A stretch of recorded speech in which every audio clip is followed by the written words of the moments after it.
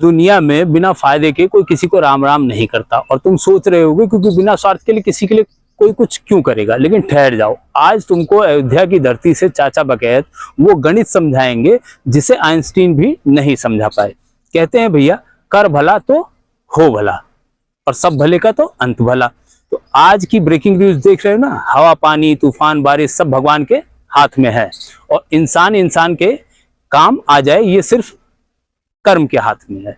आज हम एक ऐसी सच्ची घटना सुनाएंगे जिससे सुनकर तुम लोग ना परमार्थ के रास्ते पर दौड़ पड़ोगे। और ये मेरे दोस्त के साथ घटित हुई थी, सच्ची कहानी है, तो कान खोलकर सुनना, क्योंकि जो बोओगे वही काटोगे। बात कुछ दिन पहले की है, ठीक है। मौसम जो आसमान देख रहे हो, आजकल बारिश का मौसम है, तो आसमान में बादल मंडरा रहे थे, जैसे चुनाव के टाइम पे नेताजी मंडराते हैं। तो एक भाई साहब अपनी बिटिया को लेने स्कूल पहुंचे थे, दोपहर का टाइम था।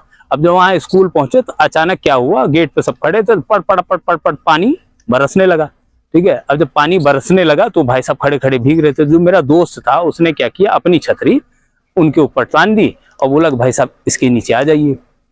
तो भाई साहब खड़े रहे उसके बाद, ठीक है। फिर कुछ देर में मेरे दोस्त का बच्चा भी बाहर आया और उनकी एक लड़की थी, वो लड़की भी बाहर आई।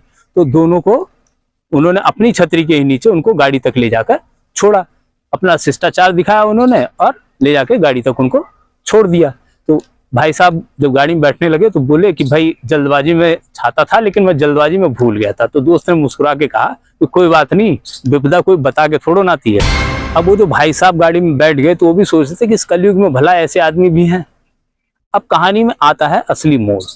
मेरा जो दोस्त था, ठीक है, उसकी कहानी बताऊं उससे पहले कहा जाता है ना कि समय समय पे तरुवर फले केतक सींचो नीर, यानी समय समय पर कुदरत जो है अपने अच्छे कर्मों का फल जो वो सूद समेत वापस करती है। यही मेरे दोस्त के साथ हुआ।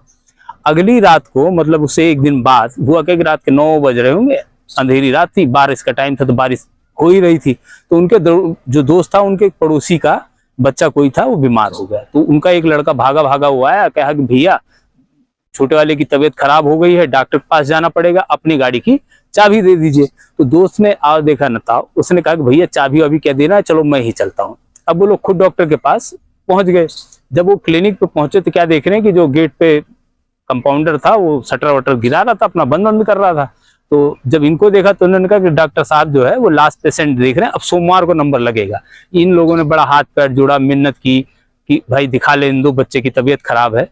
लेकिन उसने कहा नहीं लास्ट है। तभी डॉक्टर साहब जो है वो बाहर निकले।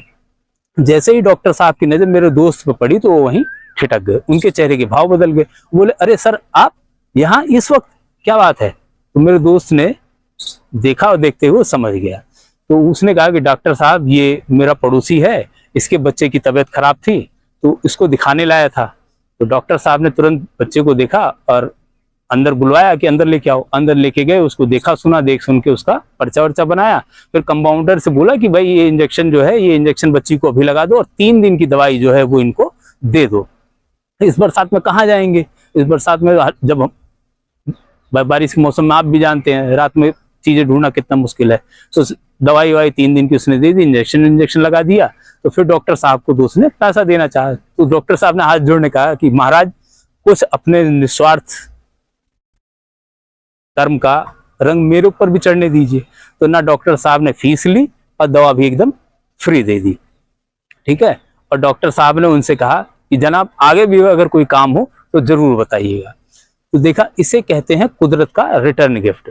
अगर उस दिन भाई ने डॉक्टर साहब के निस्वार्थ सहायता ना की होती, अपनी क्षेत्र में किसी गैर को ना लिया होता और सोचा होता कि मुझे इससे क्या है, तो अगले दिन जो उसके साथ हुआ वो होता क्या?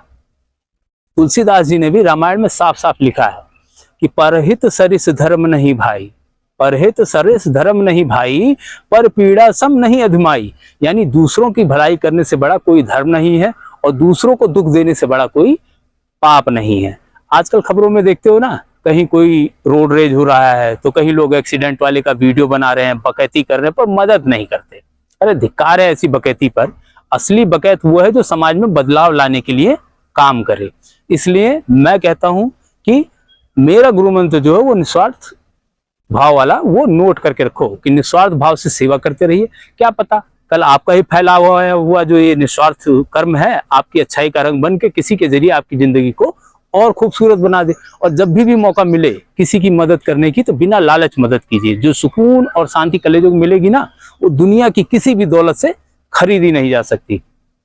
और अगर आप अच्छा करते हो तो आपके साथ अच्छा ही होता है। मैं खुद का उदाहरण देता हूँ, पता नहीं कौन से पुण्य किए थे जो मेरे साथ घटित हुई घटना है उसको सुनिए, फिर आपको भी लगेगा कि दुनिया में अभी भी अच्छे इंसान हैं। मैं और मेरा दोस्त एक दिन रात में बाइक से किसी पास के इलाके में गए हुए थे। तो हुआ क्या, जाते समय ध्यान था कि हाँ भाई गाड़ी में पेट्रोल कम है, तो उसने बोला कि चलो फलाने पेट्रोल पंप पे भरवा लेंगे और लौटते हुए आते हुए उसी रास्ते से आएंगे तो भरवाते हुए आएंगे। मगर ठीक है, चलते हुए हम लोग जाते हुए चले गए। एक दोस्त के यहाँ जाना था, वहां गए, उससे अपना मिला जुला, बातचीत की। उसके बाद चलते हुए हम लोगों ने क्या किया, एक दूसरा रास्ता पकड़ लिया। जल्दबाजी में ध्यान ही नहीं रहा कि गाड़ी में तेल डलवाना है। अब जिस रास्ते पे हम चले उस रास्ते पे कहीं पेट्रोल पंप नहीं था। कुछ दूर बाद गाड़ी जो है वो झटके लेने लगी। अब जब झटके लेने लगी तो अरे यार पेट्रोल डलवाना तो भूल ही गए। अब जब झटके ले रही थी इतने में बाजू से एक बाइक वाला निकला। उसने देखा, पूछा क्या हुआ भैया? तो हमने बोला भाई लग रहा है पेट्रोल खत्म हो गया। तो गाड़ी तब तक खड़ी हो चुकी थी हमारी। तो उसने कहा कि एक काम करो भैया, एक जना मेरी बाइक पे बैठ जाओ, अब मैं बाइक के धक्का लगा देता हूँ। तो उसने कहा ठीक है। मैं उतर के उसकी बाइक पे बैठ गया और उसने एक पैर से अपना टेक लगाया और बाइक को धक्का मारता हुआ लेके चला। 2-4 किलोमीटर लगभग उसने गाड़ी को धक्का मारा। फिर उसके बाद में उसको जहां जाना था पूछा तो पता लगा वो किसी दूसरी तरफ मुड़ना था, हमें दूसरी तरफ मुड़ना था।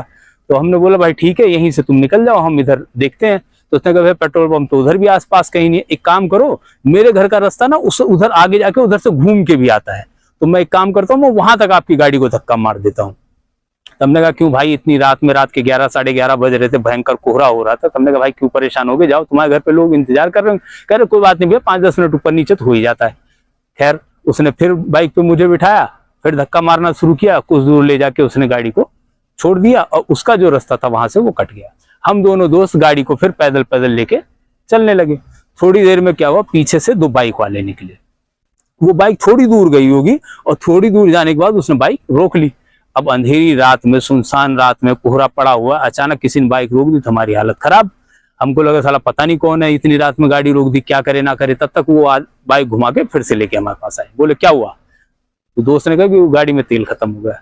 तब तक आगे वाले ने पीछे वाले से कहा निकाल निकाल निकाल, जल्दी निकाल। हमें लगा साला कहीं ऐसा तो नहीं वो कट्टा फट्टा निकाल रहा हो, पता लगे आज रात में लूटे, बाइक भी गई और जो कुछ पास में वो भी गया। तब तक पीछे वाले ने अपना बैग आगे खिसका के उसमें से बोतल निकाली। तो बोतल के अंदर क्या नीचे आधा लीटर के करीब में तेल था। उसने कहा दे दे भैया को।